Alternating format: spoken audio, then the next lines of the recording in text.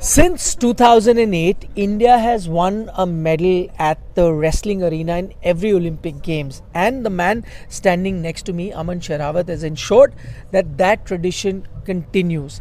अमन, सबसे पहले तो मैं जानना चाहूँगा, आपके मैंने जो रूम है ना छत्रसाल स्टेडियम में, उसकी तस्वीरें देखी हैं, वहाँ एक मेडल की आपने एक कटआउट रखा हुआ है. अब कटआउट के अलावा असली मेडल आपके पास मौजूद है, कैसा लग रहा है? बहुत अच्छा लग रहा है जी. मतलब सुबह शाम उसको देखते थे, हाँ भाई वो यही लेना है, तो मतलब आज ये ले ही लिया आखिर में. अच्छा, मैं एक चीज़ आपसे बात कर रहा हूँ, मुझे नज़र आ रही है थोड़ा यहाँ से खून सा कुछ आ सा रहा है आपके लिप के पास. यहाँ पे टक्कर लगी. ये तो कुश्ती में बाउट में यहाँ से फूट गया था, चेपी लग रही है, ये हाथ से ये ऐसा. ये तो कोई नॉर्मल चीज़ है, ज़्यादा वो नहीं है. ये तो कति बस अड़की इस मेडल के आगे तो बस कति मामूली सी है ये. यार आप जो ये पता क्या है, मैं आपको बताता हूँ, हम लोगों में क्या होता है, किसी के ऐसे थोड़ा खून आ जाता है ना या कुछ चोट आ जाती है, हम घबरा जाते हैं हमारे फैमिलीज़ में. ये अमन मेरे साथ खड़े हैं, कहते हैं ये तो मामूली सी चीज़ है. ये एक रेसलर की लाइफ का हिस्सा है.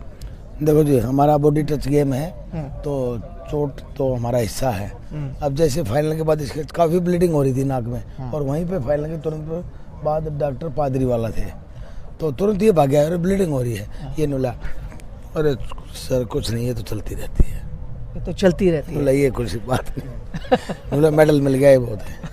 नहीं बहुत है, आपने हम सबको बड़ा खुश किया. अच्छा, दूसरी बात आप मुझे बताएं, आपको ये एहसास था या हमसे ही पता चला है कि आप यंगेस्ट मेडलिस्ट हैं भारत के लिए, भारत के इतिहास में? 21 साल के हैं आप. मुझे तो क्या बता, आप लोगों तो भी पता चला था. हमसे पता चला था कि 21 साल के हैं ये, और उन्होंने मेडल सबसे बड़े कम उम्र के हैं जिन्होंने इंडिया के लिए मेडल लिया है.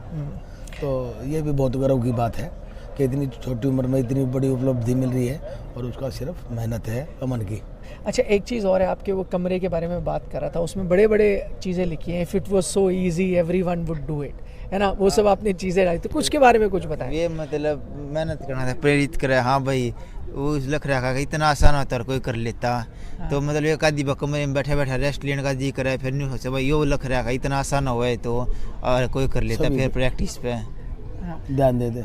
अच्छा, मैंने इनकी कहानियाँ सुनी है, जब से बचपन में आए, लोगों को शायद पता नहीं है, 10 साल की उम्र में छत्रसाल स्टेडियम में आ गए थे, तो जैसे वो दंड बैठक लगाई जाती है, अभ्यास किए जाते हैं, चीज़ें होती थी, लोगों के लिए गिना जाता था. मैंने सुना है इनके लिए वो गिनती जो भी होती थी उसके पार चले जाते थे, हैं कुछ उसके बारे में कोच साहब आप बताएं थोड़ा. देखिए, अमन तो बेसिकली तो छत्रसाल में ही शुरू से पहलवानी करता है. वहाँ महाबली सतपाल जी थे, फिर राम फड़मान जी थे, एस.बी. डबास जी, वीरेंद्र जी, और काफ़ी कोचेज हैं. हमारे पास तो जब नेशनल कैंप होता है जब भी आता है. लेकिन जैसे आप कह रहे हो, ऐसा ही मैंने सुना है मेरे साथी कोचेज से कि अगर अमन को कोई वर्कआउट कोई भी काम दे दिया गया, वो उसे 21 करेगा, 20 नहीं, 20 भी उतना ही नहीं रखेगा, 21 करेगा, और उसी का कारण ये मेडल है. इसका 100% फोकस है, जैसे घोड़े पे दोनों तरफ वो बन जाता है. हाँ, वो जो लगाते हैं, बिल्कुल इसका टारगेट है. मैंने कभी कैंपों में, मैं विदेश में भी गया हूँ इसके साथ काफ़ी समय. बहुत से लड़के लड़कियाँ रूम में सामान रखा, फोटोग्राफी के लिए चले गए, शॉपिंग के चले गए, मॉल में चले गए, घूमने चले गए. इसका मैं कई साल से देख रहा हूँ विदेश में. और रूम और एरिना या एयरपोर्ट और अपना घर. अच्छा, आपके जो लक्ष्य है ना, जो मैं बात कर रहा था, कमरे में आपने चीज़ें लगाई हैं, उसमें गोल्ड मेडल लगाया हुआ है, ब्रॉन्ज मेडल तो हमें तो बड़ा गर्व हो रहा है, लेकिन LA गेम्स, ये तो आपकी पहली गेम्स थी, वो है आपका टारगेट गोल्ड मेडल की अगले ओलंपिक्स में? हाँ, मतलब पहले थे तो पेरिस का लग रहा था, अगले और भी उसके 2028 का लगाएंगे, तो फिर अब की बार तो चलो ओलंपिक में तो मेडल मिल गया, पर अगली बार गोल्ड के लिए लड़ेंगे. अच्छा, he comes from Chhatrasal stadium. Chhatrasal stadium से इतने बड़े बड़े दिग्गज रेसलर्स आए हैं, सुशील कुमार वहाँ से आए हैं, योगेश्वर वहाँ से आए हैं, बजरंग पुनिया वहाँ से आए हैं, अब आपका नाम उसमें जुड़ गया है. एक चीज़ है जो मुझे वहाँ पता है, मैं वहाँ गया हुआ, रवि दहिया आए हैं, बिल्कुल उनके बारे में मैं आपसे सवाल पूछूंगा. एक चीज़ मैंने देखी है, वहाँ बड़े बड़े रेसलरों की फ़ोटो लगी हुई है, आपकी फ़ोटो अभी तक नहीं लगी है. कोच साहब आप बताएं, फ़ोटो लग जाएगी इनकी? नहीं लगनी चाहिए मेरे हिसाब से. अभी आपको क्या लगता है?